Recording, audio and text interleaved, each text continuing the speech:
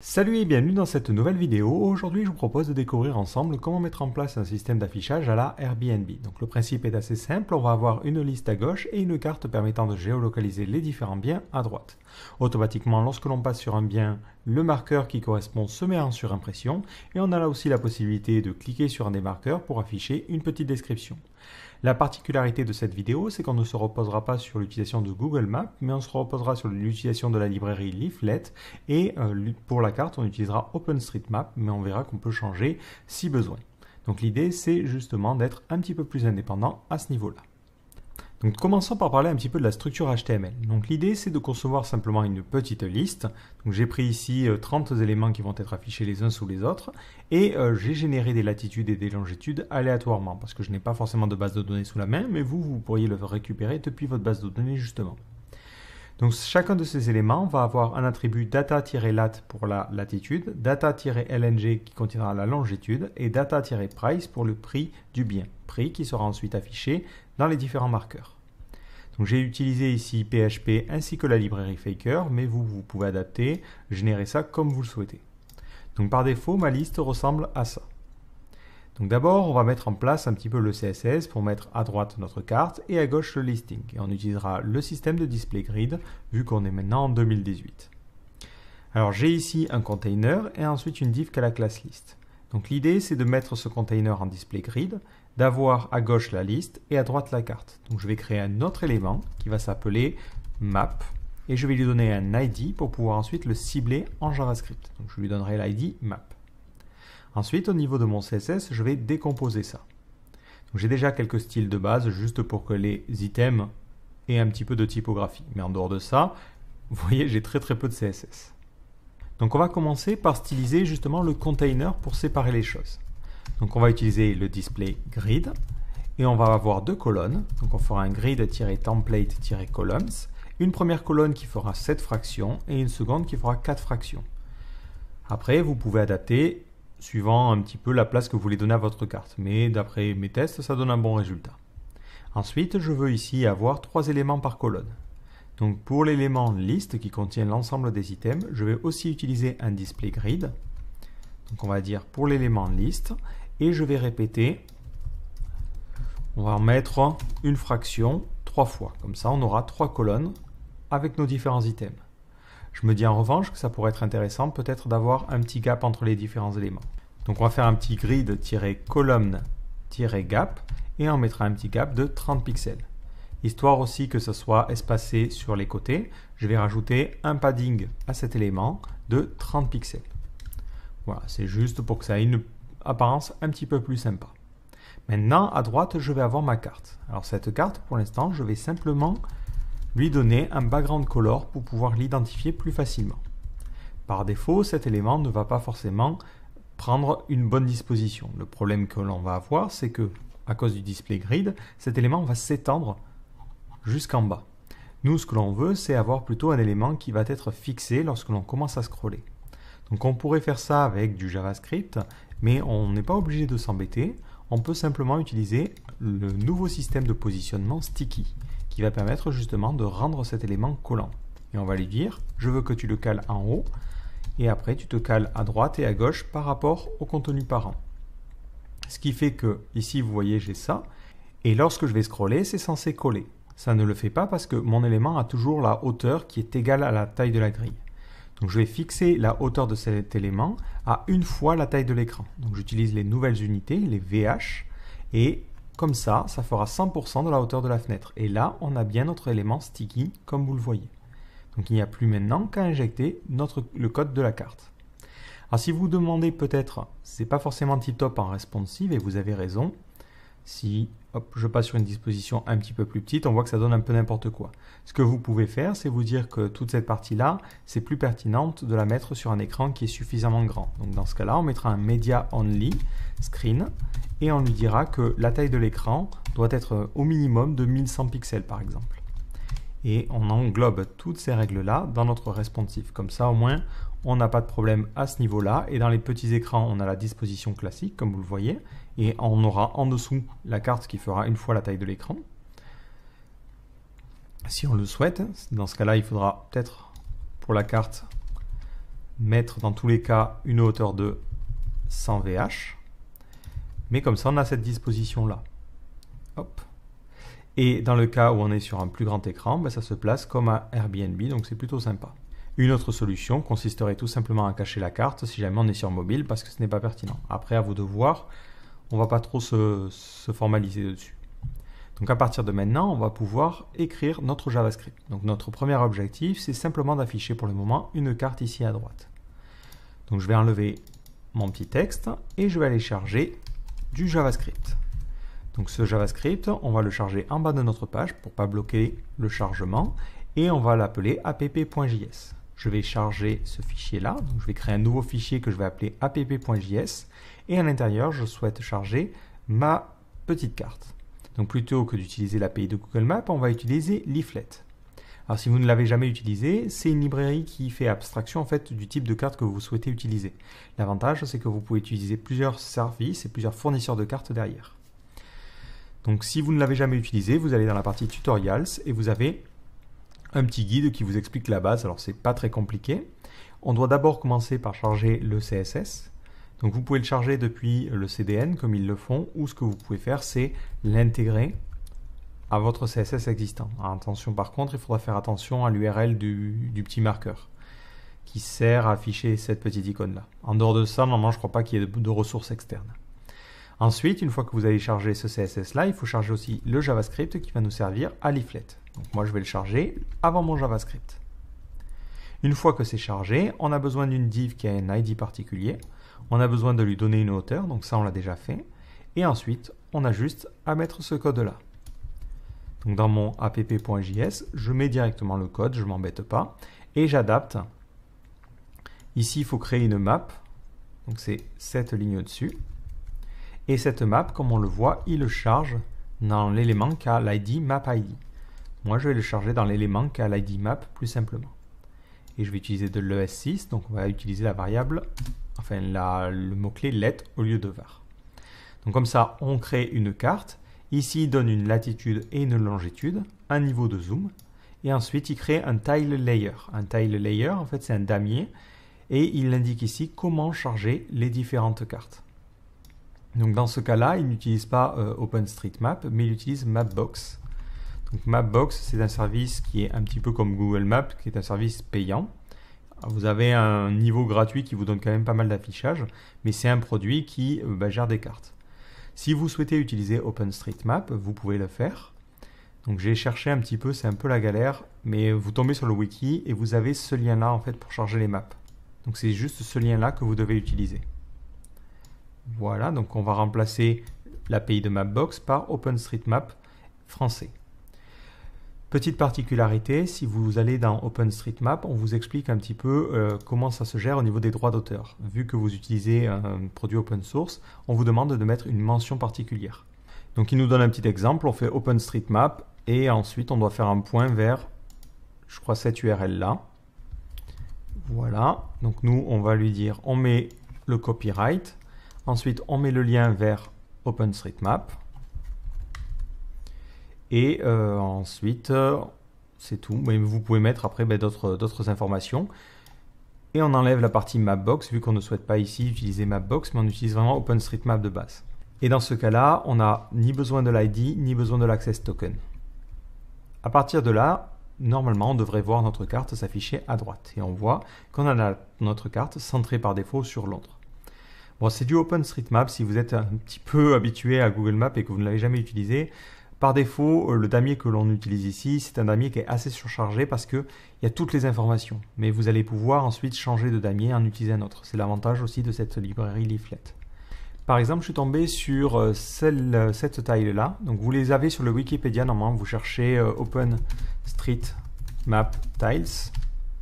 Vous devriez tomber sur leur wiki où ils vous expliquent différents fournisseurs en fait pour les différentes cartes. Donc ça vous donne quelques exemples. Mais celle qui est vraiment sympa, c'est celle-là.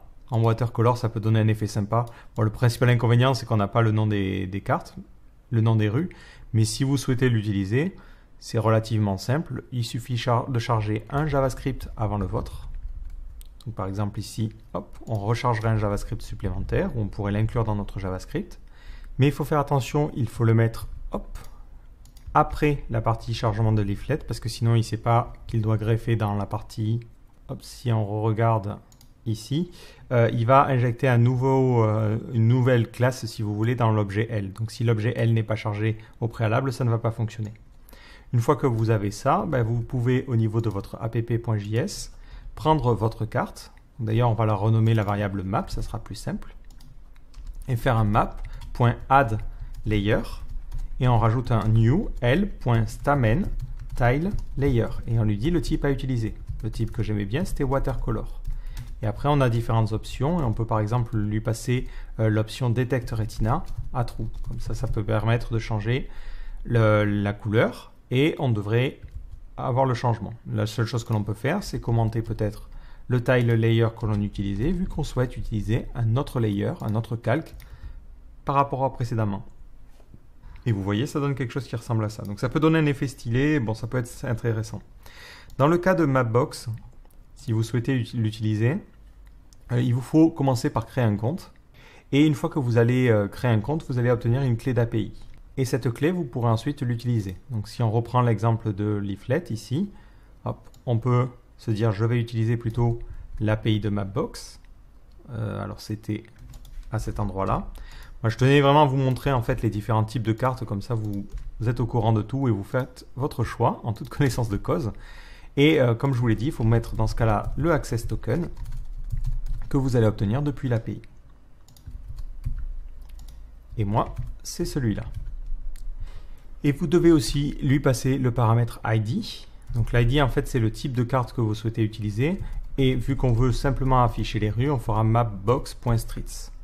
Dans ce cas-là, on l'ajoute à notre carte. Et ensuite, on enlève le layer watercolor. Et ça donne une carte qui ressemble à peu près à ça. Donc si vous zoomez, c'est un petit peu plus familier par rapport à la carte d'OpenStreetMap. Qui, pour rappel, si on veut garder les deux, hop, on va commenter cette ligne-là, ressemblait à ça. Donc là, il faut mettre virgule et ensuite une accolade. Donc là, à vous de voir, et vous pouvez comme ça changer les différents damiers. Je vais rester, moi, sur Mapbox pour le coup. Hop. Et on va laisser les mentions qui étaient précisées à cet endroit-là.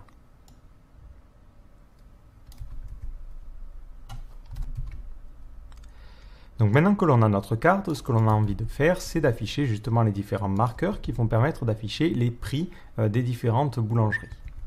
Alors pour ça, on a plusieurs solutions au niveau de Leaflet. Si vous vous rendez un petit peu plus bas, on vous donne des exemples. Vous pouvez tracer des cercles, faire des polygones, mettre des marqueurs.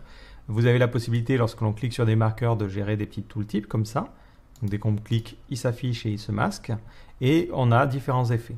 Si vous avez besoin de mieux connaître en fait les différents objets qui sont disponibles au niveau de Leaflet, il faut directement se rendre dans la documentation où là on a toutes les classes en fait que l'on peut utiliser. Alors l'idée des marqueurs n'est pas forcément mauvaise. Ceci étant dit, finalement on peut se dire autant utiliser en fait l'API pop-up qui va permettre de mettre des pop-up sur notre carte et au moins avec les pop-up on peut contrôler le code HTML à l'intérieur. Je dirais que les marqueurs sont plus adaptés si on veut simplement mettre une image en fait sur notre carte. L'avantage aussi, c'est que les pop-up, lorsque l'on va cliquer, vont avoir cette partie autopan qui va permettre de pointer dessus. On a aussi la méthode update qui va permettre de mettre à jour automatiquement la disposition. Donc c'est plus pratique, selon moi en tout cas, à utiliser que les marqueurs. Du coup, pour créer une pop-up, il suffit simplement de faire ça. Hop.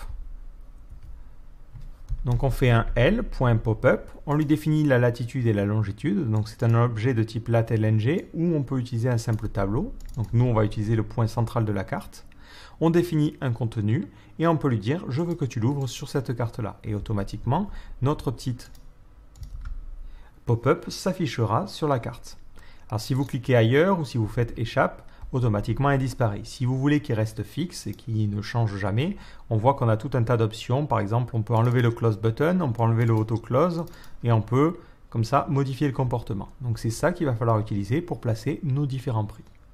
Donc, maintenant qu'on a un peu la base, il nous faut l'injecter dans une logique et récupérer les différents éléments. Donc la première chose à faire, c'est de vérifier est-ce qu'on a l'élément qui a l'ID map. Donc je vais faire un let $map égale document.querySelector et on va sélectionner l'élément qui a l'ID map. Donc moi je mets un dollar devant les noms des variables lorsque les variables désignent des éléments HTML. Ça me permet de faire la différence. Ensuite, on vérifie, est-ce que map est différent de nul? Est-ce qu'on en a trouvé un? Et si on en a trouvé un, on va pouvoir initialiser la carte. Donc je vais mettre l'initialisation de la carte dans une fonction que je vais appeler initMap. Ça aura un petit peu plus de sens plus tard, vous allez voir. Et dans cette fonction, on va commencer par charger la carte. Alors je pourrais tout de suite me dire, ben là je vais faire un l.map et ensuite insérer ma carte. Je me dis ça peut être intéressant de séparer et de faire abstraction des choses. Si demain je souhaite utiliser Google Maps, Bing Maps ou n'importe quoi d'autre, d'avoir une classe générique, ça peut être plus pratique. Donc je vais avoir une classe que je vais appeler LeafletMap. Et à l'intérieur, je vais y mettre les différents comportements que je souhaite mettre en place. Donc la première chose, c'est de se dire, bon ben ici, je vais initialiser ma map en faisant un new LeafletMap. Et ensuite, je me dis, ben, j'aimerais bien que tu charges la carte dans l'élément qui a l'ID map, ou je peux directement lui passer l'élément comme ceci. Cette classe n'a rien besoin de faire au niveau du constructeur, par contre on a besoin de la méthode load. Load qui prendra en paramètre l'élément dans lequel on souhaite greffer la carte. À l'intérieur, ben, il nous suffit simplement de prendre ce code-là. Donc on fera un l.map et on lui passera l'élément. Là, je lui passais une chaîne de caractères qui contenait l'ID, mais il faut savoir que ça accepte aussi un élément HTML. Le setView permettait de définir la vue. Nous, on fera quelque chose d'un petit peu plus modulable, on centrera automatiquement la carte par rapport aux différents marqueurs que l'on a à l'intérieur. Donc le setView n'est pas nécessaire. Peut-être une remarque en revanche, c'est un petit peu bête de se dire bah, tu vas charger Leaflet tout le temps dans ta page, alors que bah, peut-être dans d'autres pages du site, tu n'auras pas de carte. C'est un petit peu dommage. Donc ce que l'on va faire, c'est qu'on va mettre en place du chargement asynchrone pour ce JavaScript-là. Et on utilisera pour cela la librairie Script.js. Donc c'est une librairie qui permet de charger les choses de manière asynchrone.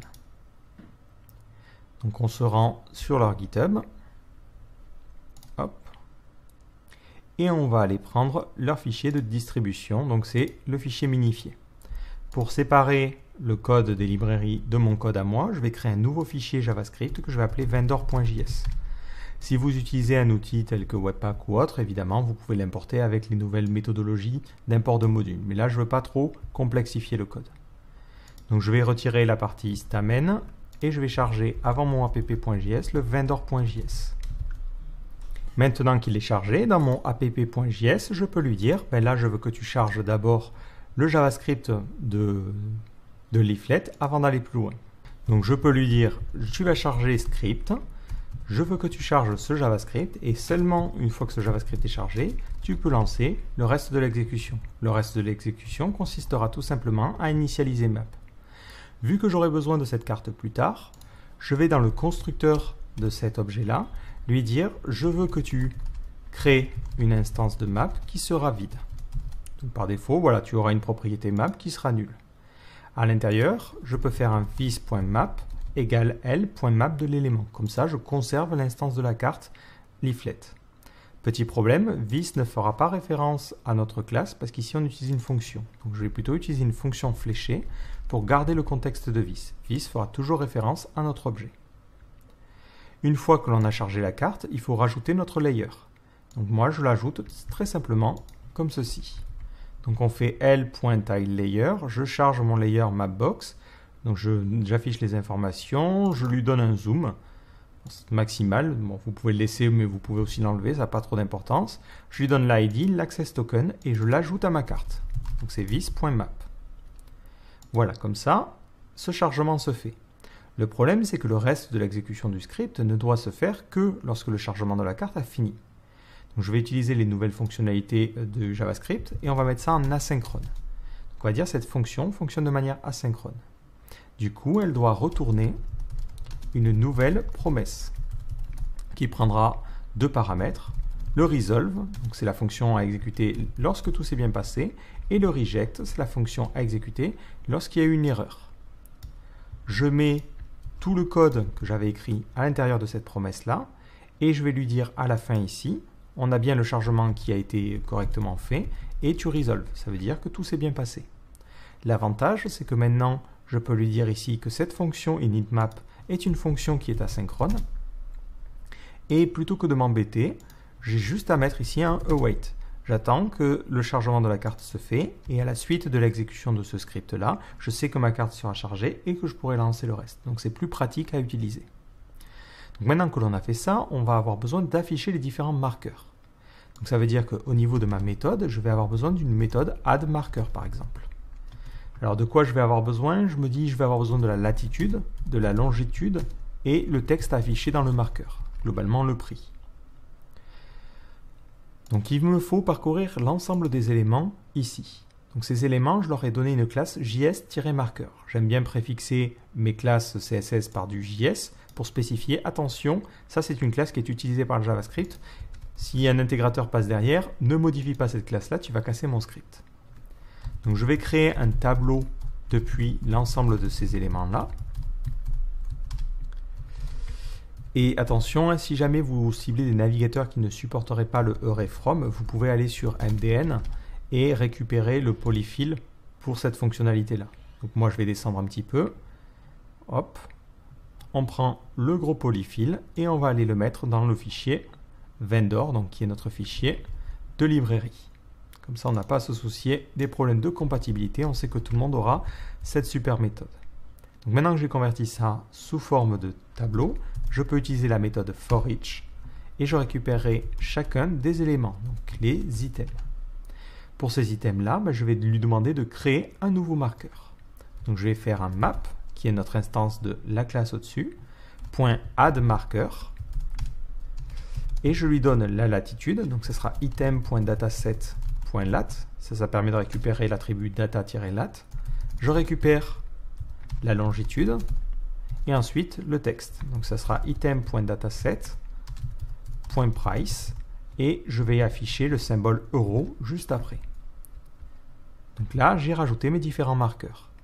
Donc pour les rajouter au niveau de ma carte, c'est plutôt simple. J'ai l'instance de la carte dans vis.map et je peux utiliser le système de pop-up. Donc je fais l.popup. Je vais lui passer les différentes options. Donc on mettra l'autoclose à false parce qu'on ne souhaite pas fermer cet élément là. Le close on escape key à false aussi. Le close on click à false aussi. Et vous avez compris, globalement on empêche les fermetures de cet élément. J'enlève le close button aussi. Vous pouvez lui donner un nom de classe. Ça peut être pratique si vous voulez ensuite le styliser. Moi je vais lui donner la classe marqueur et vous pouvez lui donner une largeur maximale. Ça sera surtout utile lorsque on va ensuite modifier le contenu pour pas que ça fasse un contenu qui ressemble un peu à n'importe quoi. On peut définir le lat-lng. Donc là globalement c'est lat et lng. On met ça sous forme d'un tableau de taille 2. On définit le contenu, donc c'est setContent. Donc le contenu on mettra directement le texte. Donc là on mettra texte. Et ensuite on lui dit, on l'ouvre sur la carte qui est dans vis.map. Et voilà. Donc là, on a créé nos différentes pop-up. Donc si je réactualise la page, je vais sortir quand même l'inspecteur pour vérifier qu'on n'a pas d'erreur. On ne va pas forcément voir grand-chose parce que j'ai centré les choses sur Montpellier. Donc il faudra dézoomer et aller sur Montpellier pour vérifier les choses. Mais quand même, on voit qu'on a une erreur. On me dit que L is not defined. Et c'est not defined à quel endroit? À cet endroit-là. Parce qu'effectivement, j'ai laissé mon ancien code ici qui ne sert plus du tout à rien. Donc je réactualise la carte, je ressors ma petite console et je n'ai pas d'erreur. Par contre, je ne vois pas la carte parce que, à mon avis, on n'a pas de set view. Du coup, il ne sait pas du tout où la placer. Donc, temporairement, ce que l'on va faire, c'est qu'on va reprendre l'exemple de la documentation. Donc, on va remonter tout en haut et on va lui donner temporairement un set view pour pouvoir au moins localiser et voir si jusqu'à maintenant on est bon. Donc, c'était à cet endroit-là. Voilà, hop, et on va le mettre ici.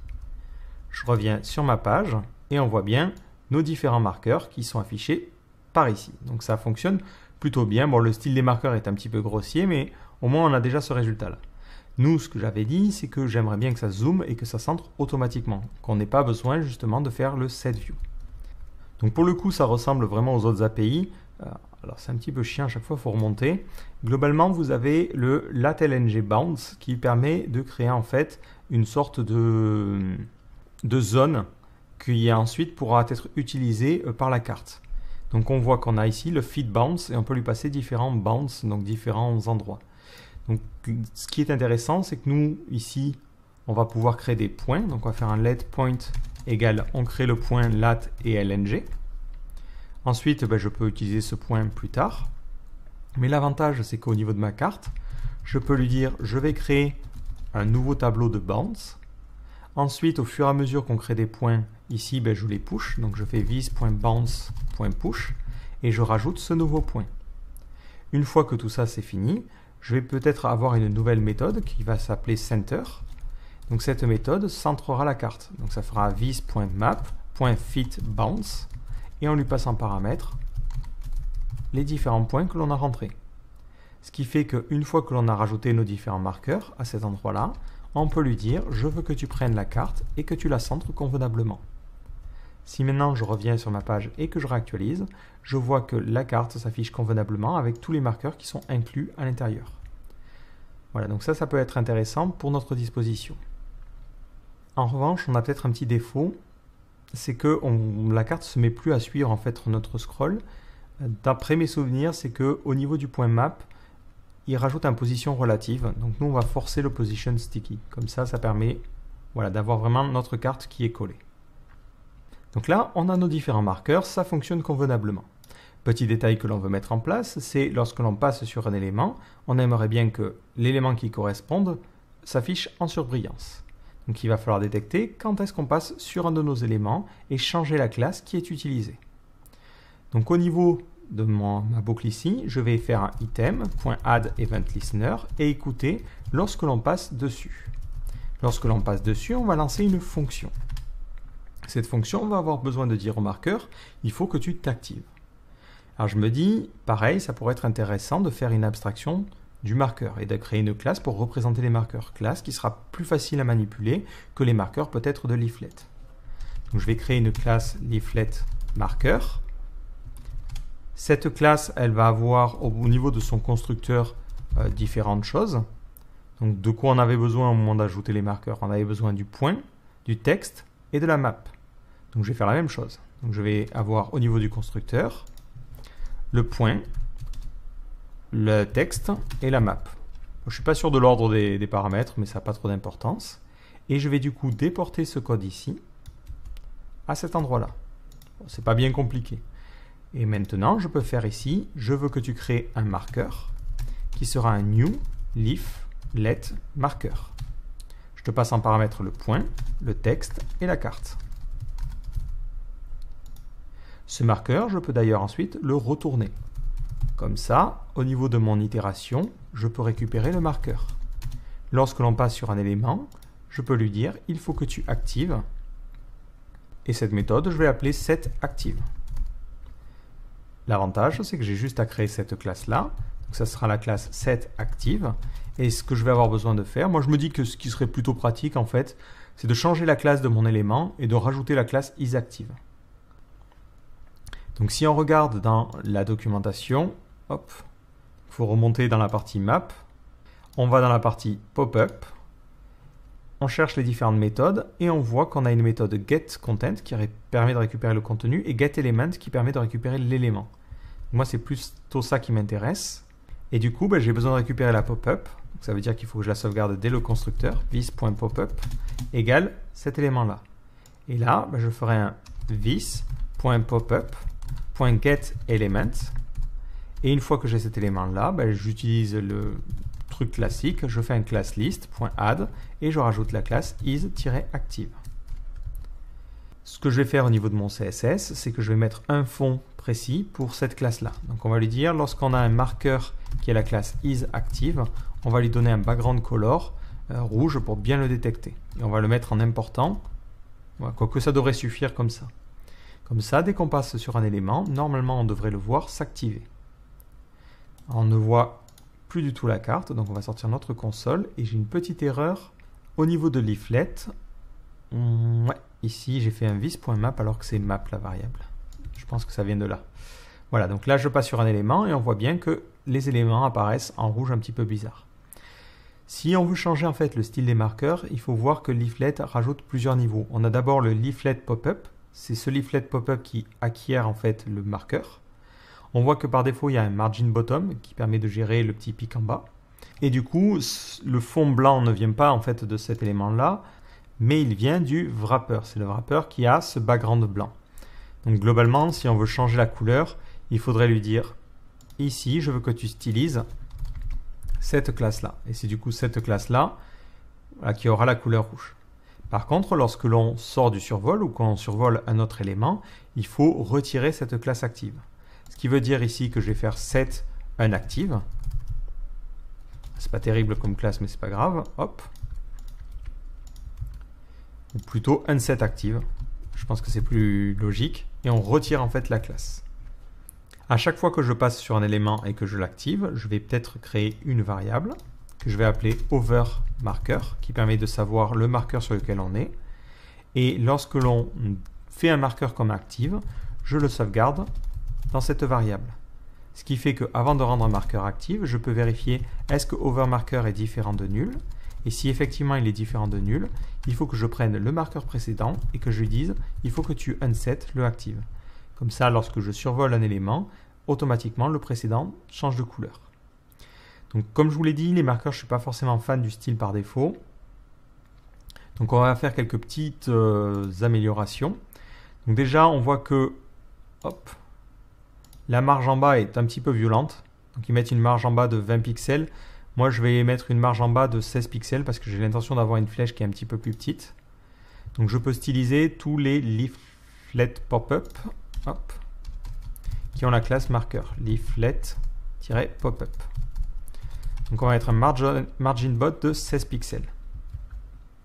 Ensuite, à l'intérieur, on a le wrapper. Donc le wrapper, on voit qu'il a un background color, une couleur et un box shadow. Donc ces trois choses, je vais les annuler en fait pour ne pas être embêté. Donc ça sera sur le point marqueur. Et ensuite, c'était le leaflet pop-up content wrapper. Donc le background, je vais le donner en transparente. La color, je vais la donner en inherit pour que ça soit directement cette classe-là qui la pilote. Et le box shadow, je le retire. L'idée, c'est de mettre le style directement au niveau de cet élément-là plutôt qu'au niveau de ce content wrapper. Si je descends ensuite en dessous, je vais avoir le leaflet pop-up type container. Donc pareil, lui, je ne pense pas qu'il soit pertinent. Donc je vais faire un display none. Je vais plutôt utiliser les pseudo-éléments. Ensuite, si je regarde à l'intérieur, on a le pop-up content qui a un méchant margin. Donc je ne suis pas forcément fan. Une hauteur de ligne spécifiée, donc ça on peut le garder. Le texte à ligne on va l'enlever et le color on va l'enlever aussi. Donc on est parti. Je lui dis pour les éléments qui ont la classe marqueur et qui sont comme ça, je veux un texte à ligne qui est inherit. Donc globalement tu vas prendre le texte à ligne du parent. Ensuite on avait dit que la couleur elle serait inherit aussi. Bon, le lineate, on le laisse à 1.4, je vois pas trop de contre-indications, et on retire les marges. Donc là, par défaut, on va avoir des marqueurs qui vont pas forcément être très jolis. Hein. On voit, on a là vraiment la base de chez base. L'avantage, c'est que maintenant, je peux styliser plus simplement en stylisant seulement cet élément-là. Donc je vais lui préciser que le curseur va être un pointer pour avoir le petit curseur qui indique à l'utilisateur qu'on peut cliquer. Je vais fixer la taille de la police à 16 pixels.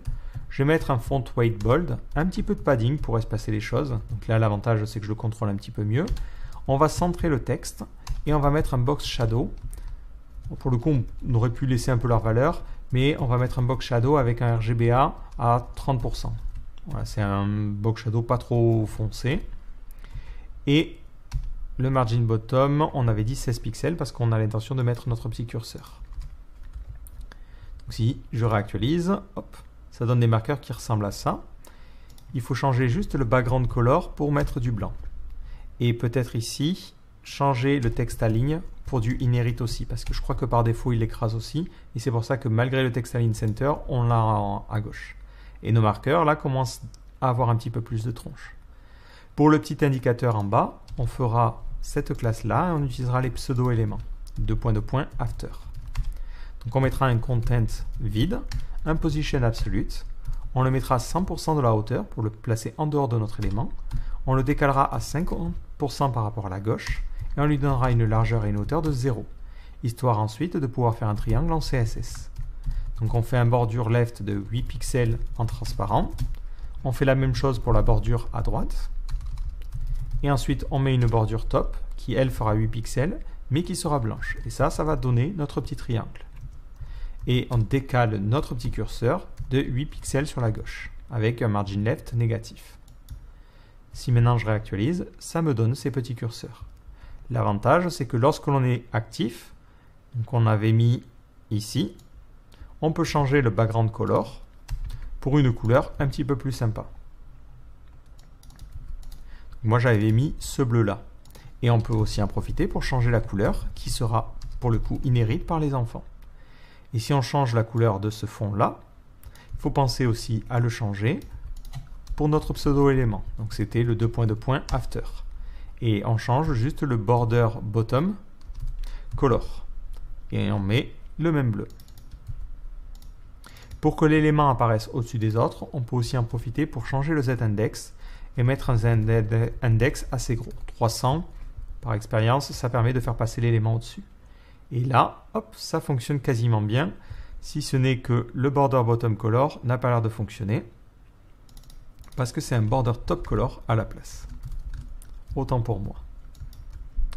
Donc la dernière chose qu'il nous reste à faire, c'est lorsque l'on clique sur un élément ici, l'afficher en plus gros. Et aussi, peut-être quand on quitte le survol ici, enlever la classe active. Donc ça, on peut le faire assez simplement. Au niveau de notre app.js, on détecte sur notre item lorsque l'on mouse leave.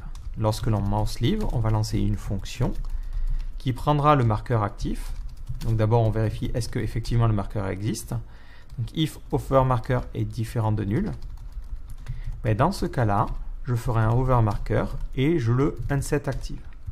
Comme ça, il perdra sa classe et hop, ça donnera un meilleur résultat. Si je passe sur un élément et que je masque, voilà, il disparaît, impeccable. Maintenant, je veux détecter lorsque je clique dessus, lorsque je clique sur un marqueur. Donc je me dis, ce qui serait intéressant, ça serait d'avoir une API assez simple en faisant marker.add_event_listener. On écoute le clic et lorsque on clique sur ce marqueur-là, on va peut-être lui rajouter du contenu. On fera un marker.setContent et on lui donnerait du contenu alternatif. Et moi, je ne vais pas m'embêter, je vais lui donner le même contenu que ce qu'il y a ici. Donc ça serait un item.innerHTML. Donc ça ne peut pas fonctionner parce qu'il nous manque les méthodes addEventListener et setContent sur marqueur. Alors la méthode addEventListener est plutôt simple. Elle fonctionnera de la manière suivante. Elle prendra en premier paramètre l'événement et en second paramètre le callback. Ce qu'il me suffit de faire, c'est de mettre ça directement sur mon élément. Donc j'ai juste à prendre mon élément qui correspond à ma pop-up et à lui demander de faire un addEventListener.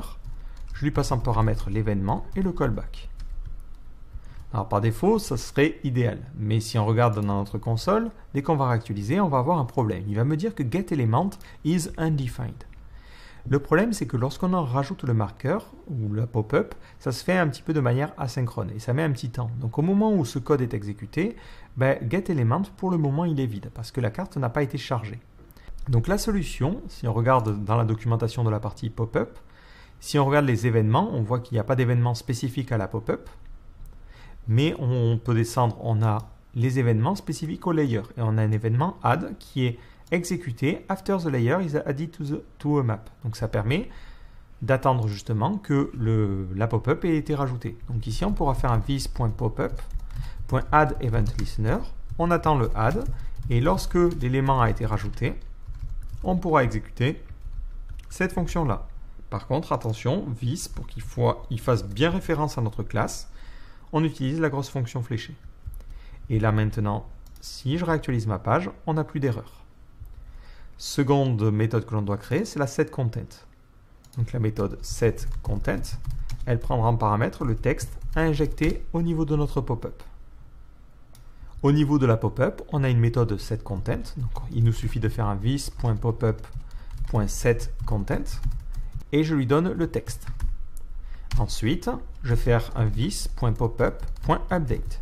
Alors, la méthode update permet à la pop-up d'automatiquement recalculer la largeur et d'être repositionnée convenablement. Hop, ici, il me le souligne en jaune parce que c'est inner HTML. Autant pour moi. Donc si maintenant je réactualise, je passe ici à cet endroit-là et on voit que là on a le pan qui fonctionne bien, donc notre carte bouge pour automatiquement mettre cet élément en visuel. Le max width permet d'avoir une largeur de 400 et tout fonctionne convenablement. À un petit détail près, c'est que peut-être le texte est centré ou on a envie de donner un style particulier. Petit problème que l'on peut avoir aussi, c'est que si je clique sur celui-là, on voit qu'il apparaît en dessous. Donc je peux me dire, lorsque je définis le content, ça m'intéresserait de faire un vis.popup.getElement et sur cet élément, je lui rajoute la classe isExpanded. L'avantage, c'est que si je veux rajouter des styles sur les box qui sont dépliés, je pourrais le faire simplement. Je pourrais m'inspirer du marqueur isActive et la seule chose que moi je vais faire, c'est tout simplement mettre un z-index de 301 pour qu'il apparaisse au-dessus. Mais vous pourriez vous dire, moi j'ai envie de remettre un texte à ligne left ou de changer les choses. Là, c'est vraiment à vous d'imaginer ce que vous voulez faire. Autre petite chose, c'est que lorsque je clique sur un autre élément, il faut masquer l'élément qui était préalablement visible. Donc je me dis, je vais avoir une méthode qui va s'appeler resetContent, qui redéfinirait le contenu de base. Je retire cette classe isExpanded. Donc là, ça veut dire que je fais un remove. Je fais un update pour qu'il mette à jour la box. Et le contenu, il faut que je remette le contenu initial, contenu que j'ai dès le constructeur. Donc là, je vais le sauvegarder dans une propriété pour pouvoir ensuite le réutiliser en dessous. Donc dans cette partie setContent, je lui demande de redéfinir le texte. Lorsque l'on clique sur un élément ici, je vais sauvegarder l'élément active, donc on va l'appeler ActiveMarker. Et par défaut, il sera nul. Comme je l'ai fait un petit peu plus haut, si ActiveMarker est différent de nul, dans ce cas-là, ça veut dire que je dois reset son contenu. Et après, dans le reste, tu fais le setContent et après tu redéfinis la valeur de ActiveMarker au nouveau marqueur qui est en train d'être déplié. Et là, on a notre comportement. Je passe sur les différents éléments et ils apparaissent sur la carte. Donc il y a peut-être le texte align center à fixer. Et lorsque je clique ici, mon élément s'affiche. Par contre, effectivement, on voit que le isExpanded, il fonctionne convenablement, mais au niveau de notre CSS, j'ai mélangé un peu tout. C'est le isExpanded qui doit avoir un texte align left et qui en plus doit fonctionner. Donc là, dès que je clique sur cet élément-là, il apparaît en plus gros. Autre petit détail, on peut se dire ici, c'est valable aussi lorsque je passe sur le marqueur. Donc lorsque je fais un marqueur, 2.over. Et ça sera la même chose à cet endroit-là. Ça me paraît logique lorsque je survole un marqueur qu'il apparaisse en bleu. Je ne sais pas en revanche si ça va fonctionner de base. Ouais, non, c'est bon. Parce que c'est vrai que souvent vous avez les règles en fait de leaflet qui peuvent prendre le relais. Mais là, dès que je passe dessus, ça fonctionne convenablement. Par contre, effectivement, ça, il faudrait que ça fonctionne que si l'élément n'a pas la classe. C'est pour ça que c'est pas forcément tip top. Là, je vais forcer le background color à blanc. Et je vais forcer la couleur à inherit. Voilà, comme ça au moins, une fois qu'il est en expanded, je peux passer dessus, ça ne devrait pas changer la couleur. Mais là, on a notre petit comportement et ça fonctionne convenablement. Donc après, vous pouvez rajouter des éléments au niveau de cette pop-up, par exemple rajouter une petite croix qui permettrait de faire un reset content. Et de la même manière, ici, je vois que le 2.after, au survol, il redevient bleu, ce qui n'est pas forcément tip top, donc on va lui donner un border top color blanc et le forcer aussi. Bon, c'est pas idéal, j'avoue, mais voilà, c'est parce que j'ai merdé, j'ai voulu prendre des raccourcis et ça nous donne ce résultat-là. Mais là, on voit qu'on a un système de cartes. La carte est loin d'être dégueulasse, vous voyez qu'avec Mapbox, ça donne un bon résultat, mais vous pouvez vraiment utiliser n'importe quel fournisseur de cartes et on a nos différents éléments qui sont placés. Et l'avantage, c'est qu'on n'est pas forcément dépendant pour le coup de Google Maps. Et si on ne souhaite pas payer ou si on ne souhaite pas utiliser un service tiers, on peut tout simplement revenir sur du OpenStreetMap. Et dans ce cas-là, je le rappelle, il suffit juste de changer ici pour OpenStreetMap et c'est tout ce que l'on a à faire. Tout le reste va s'adapter. Après, c'est vrai que je ne suis pas forcément fan de loin, elles font un peu peur ces cartes. Et enfin, pour revenir à l'autre exemple, si vous voulez charger Stamen, vous pouvez le faire comme ça. Vous mettez une virgule, vous pouvez charger deux scripts de manière asynchrone. Là, vous avez ensuite votre script qui est chargé, donc vous pouvez commenter cette partie-là et faire un vis.map.addLayer et rajouter un nouveau l.StamenTileLayer en watercolor, encore une fois. Hop, avec un detect retina à trous. Aussi, sur la partie carte, vous avez en second paramètre la possibilité de préciser des options. Et ce qui peut être intéressant, c'est de bloquer le scroll wheel zoom. Si vous ne voulez pas que l'utilisateur puisse scroller et que ça déclenche le zoom, ce qui est un petit peu pénible parce que s'il est là, il scrolle. Mais s'il est là, hop, on voit que ça scrolle la carte. Donc c'est pas forcément idéal. Donc vous pouvez désactiver le scroll wheel zoom, ou ce que vous pouvez faire, c'est un petit peu comme le fait Google Maps, c'est avoir un calque par-dessus et il faudra maintenir CTRL pour que ce calque disparaisse et pouvoir scroller la carte. Ça peut aussi être une solution. Voilà, donc ça c'est bon. Et là on a rajouté watercolor, on a rajouté la détection du rétina. Et voilà, là on a une petite carte avec du watercolor. Ça peut être intéressant dans certaines situations d'avoir des cartes un peu plus stylisées. Vu que là c'est plutôt des cartes pour donner une idée de la géographie en fait de l'endroit où sont placés les éléments. L'idée c'est pas d'avoir le nom peut-être de la rue exacte, donc ça peut fonctionner, mais voilà, je voulais vraiment vous montrer les différents exemples. Et là vous avez créé votre système de cartes qui fonctionne convenablement. Vous voyez, c'est pas forcément plus difficile que ça par rapport à l'API de Google Maps. Au final je trouve ça quasiment presque plus simple. Parce que si vous vous souvenez, avec l'API de Google Maps, c'est très compliqué de faire des marqueurs avec de l'HTML. Là, le système de pop-up est vraiment modulable et nous permet de faire un truc qui corresponde pile poil à ce que l'on souhaite faire. Donc j'espère du coup que cette vidéo vous a plu. Et si vous avez d'autres idées qui utiliseraient Leaflet et OpenStreetMap ou autre, n'hésitez pas à poster un commentaire. Ça pourrait peut-être faire l'objet de nouvelles vidéos, de nouveaux sujets. Je trouve ça intéressant d'explorer justement des alternatives à Google Maps.